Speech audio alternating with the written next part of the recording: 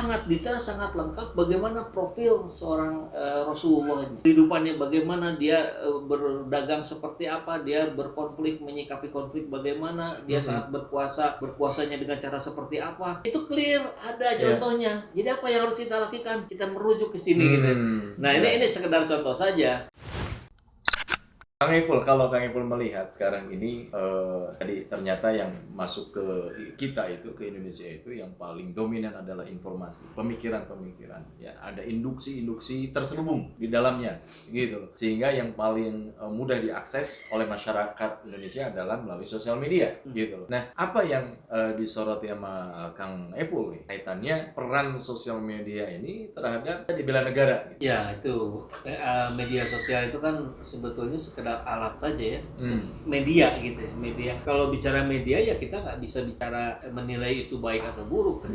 Tinggal bagaimana itu dimanfaatkannya kan, sama seperti pisau, apakah mau dipakai buat mengiris buah atau untuk melukai orang lain. Jadi karena media, dan itu sudah sebuah fakta yang tidak bisa kita pungkiri hari ini, semua orang menggunakan media. Ya, orang-orang baik gitu ya, orang-orang yang Pancasilais, orang-orang yang memiliki jiwa bela negara itu harus aktif di media sosial, di seluruh platform media sosial, TikTok, Instagram, YouTube, Facebook, dan seterusnya. Tidak ada cara lain selain kita bertarung di situ, karena orang-orang yang anonim ini yang bahaya kan, orang yang menyebarkan kabar-kabar yang mengganggu, memecah belah dan seterusnya, itu kan seringkali dimunculkan oleh akun-akun yang kalau kita telusuri nggak ada fotonya, nggak ada profilnya, lempar batu sembunyi tangan. Ya bisa juga sih seperti itu. Tetapi justru ada pertanyaan yang menurut saya jadi mengganggu saya juga gitu. Ketika ada persoalan, sebutlah ada persoalan seperti apa? Seperti minyak goreng langka gitu loh. Kemudian kedelai yang mahal ini lagi demo kan para pengusaha tempe tahu, kemudian juga belum lagi ini harga daging sapi naik gitu 160.000 kalau nggak salah per kilo gitu. Nah, ketika ada yang menyoroti itu dalam konteks mengkritisi ya kan, karena dia saking cintanya kepada negara, saking cintanya kepada rakyat kan begitu, mengkritisi. Tapi ada juga pejabat yang bilang udahlah jangan bikin gaduh lah gitu loh. Loh terus bagaimana ini gitu kan. Jadi serba salah gitu Kang Kris. Harus seperti apa pemerintah ini dalam konteks tadi? Harus lebih banyak melibatkan orang yang memang kira-kira punya pemikiran yang kritis tapi konstruktif. Nah, melibatkannya ini ya mungkin harus dibentuk sebuah lembaga ad hoc khusus ya, bukan hanya melibatkan oleh media A, media B, media C, dan acara forum-forum yang lebih kurang malah jadi sifatnya monolog gitu ya, dengerin ceramah satu orang nih gitu ya. Nah, sebetulnya kan orang-orang yang lempar batu sembunyi tangan cuma pengen didengar misalnya, tapi kemudian takut nanti ditangkap gitu ya, atau dituduh provokasi atau apa. Nah, artinya kan perlu dibuat sebuah ad hoc khusus solusi kebijakannya sih. Jadi kebijakan emosional yang cuma sesaat nih, oh ini solusinya ini, itu sih tidak akan menyelesaikan masalah secara berkelanjutan sih menurut saya. Kalau mau ya dibuat ke departemen khusus, apakah namanya, dulu kita pernah punya Kementerian Penerangan ya, Departemen Penerangan. Departemen Penerangan ya dulu namanya departemen. Artinya kan terlepas daripada track record masa lalu ya departemen tersebut dan kemudian kenapa itu dihilangkan saat ini, tapi sejenis itu sebenarnya bisa jadi solusi juga loh. Menerangkan, meluruskan informasi yang ada.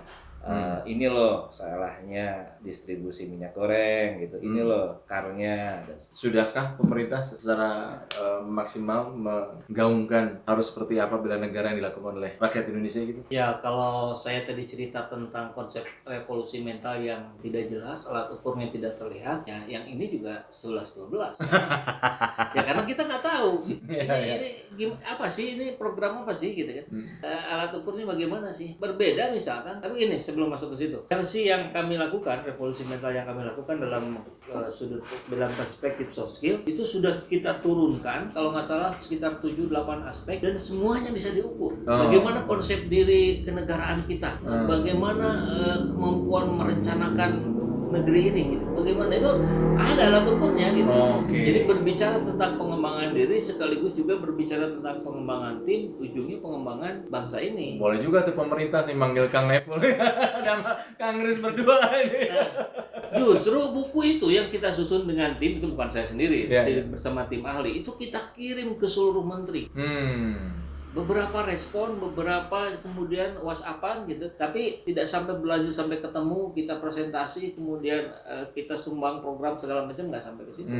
Yang menarik adalah begini, ketika misalkan kesini saya mendengar BHRS menggaungkan revolusi akhlak. Revolusi akhlak. Ini kan kalau bisa dibilang sebetulnya nggak terlalu beda jauh, mental, akhlak. Tapi kalau bicara akhlak dalam pendekatan Islam misalkan, maka itu merujuknya pada sosok Nabi Muhammad SAW.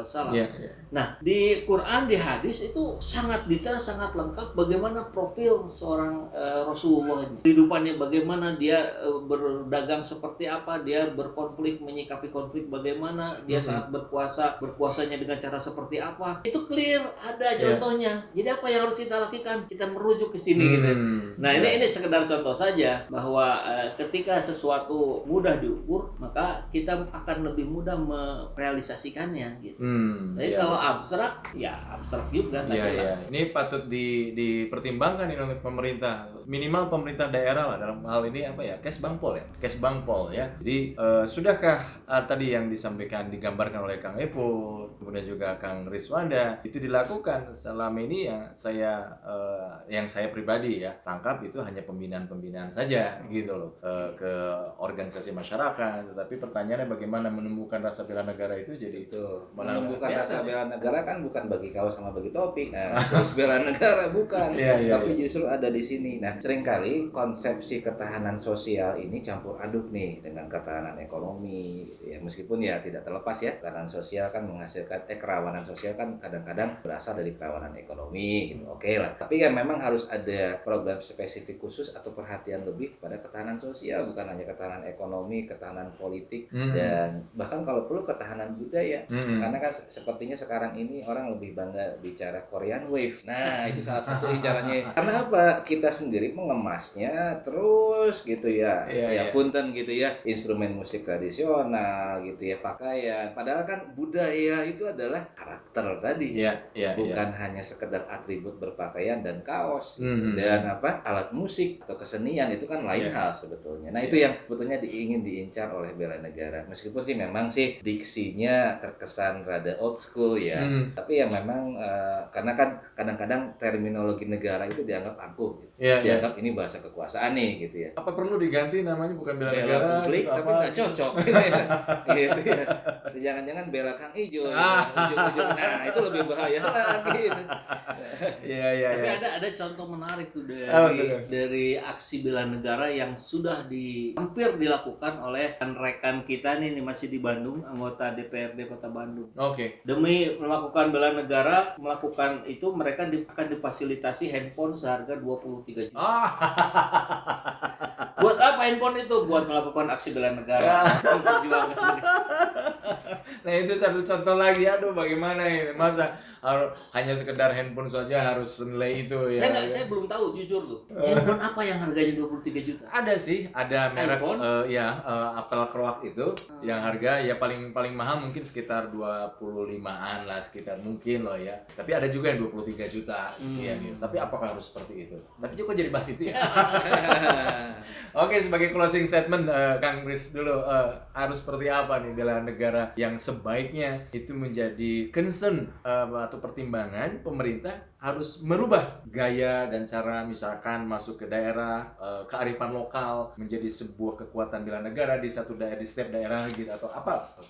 Bela negara yang bagus adalah bela negara yang bernalar kritis. Nah, bernalar kritis itu artinya bela negara yang bukan hanya mementingkan aspek seremonial gitu ya, dikumpulkan orang gitu, suruh mendengarkan. Ya itu juga bisa sih, suruh mendengarkan lagu. Itu juga bisa. Hanya kan harus menyesuaikan dengan konteks kekiniannya seperti apa. Meskipun sekarang sudah di launching bela negara 5.0 ya, terus kan pertanyaan how-nya gimana? Bagaimana misalnya praktik-praktik baik ini bisa diapresiasi dulu lah. Itu yang secara sederhana. Reward kan nggak mesti dengan finansial ya, reward secara moral gitu ya. Misalnya, oh mahasiswa yang ini tuh dipanggil loh ke istana suruh ini, misalnya dengan HP merek Sawo gitu ya, Sawo matang itu bisa loh bela negara gitu. Nggak perlu apel gigit. Gitu ya. Ya, baik. Kan Saiful, apa yang menjadi konklusi untuk bela negara ini sebaiknya yang dilakukan pemerintah? Ya, itu masuk ke pelajaran sekolah, mulai dari SD, TK, SMP, SMA, kuliah. Kalau dulu pernah kita mendapatkan pelajaran MP, kemudian PPKN, mungkin kalau menurut saya itu harus dilanjutkan. Tapi memang betul-betul direvisi total kurikulumnya. Jadi pendidikan yang berkelanjutan itu akan terjaga gitu. Seperti pelajaran agama lah misalkan ya, ada di SD, SMP, SMA, bahkan di kuliah pun di beberapa kampus ada gitu. Dan memang kita nggak bisa lepas, nggak bisa jauh dari situ kan sama. Ini juga kita nggak bisa lepas dari yang namanya Pancasila, kita nggak bisa lepas dari NKRI, dari negara ini. Maka itu harus terus diiringi. Dan tentu kalau sudah masuk pada konteks kurikulum pendidikan, maka akan jadi jelas nanti alat ukurnya gitu. Bagaimana sih orang bela negara versi SD itu beda dengan versi SMP, SMA, kuliah, terus makin tinggi makin ini gitu. Tapi bela negara versi dewan harus juga. Harus ya. Wajib itu. Baru mau saya bilang. Tapi dalam konteks hari ini kan tentu bicara memasukkan pelajaran bela negara itu butuh proses yang panjang lagi.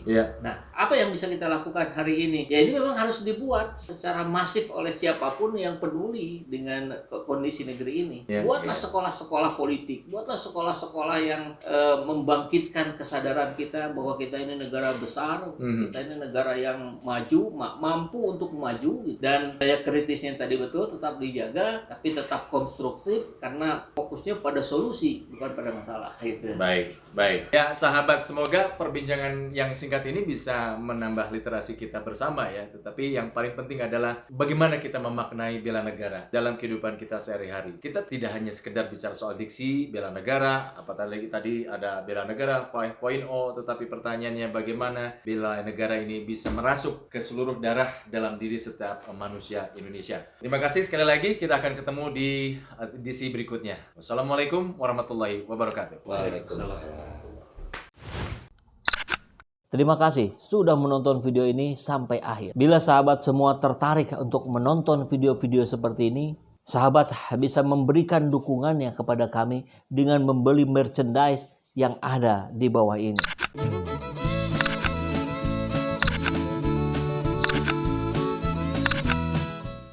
Kita siapkan berbagai desain t-shirt yang cocok untuk sahabat semua. Namun apabila sahabat semua ada yang menginginkan desain yang lain, tentu kami pun bisa mengakomodirnya. Silakan hubungi di nomor yang ada di bawah ini.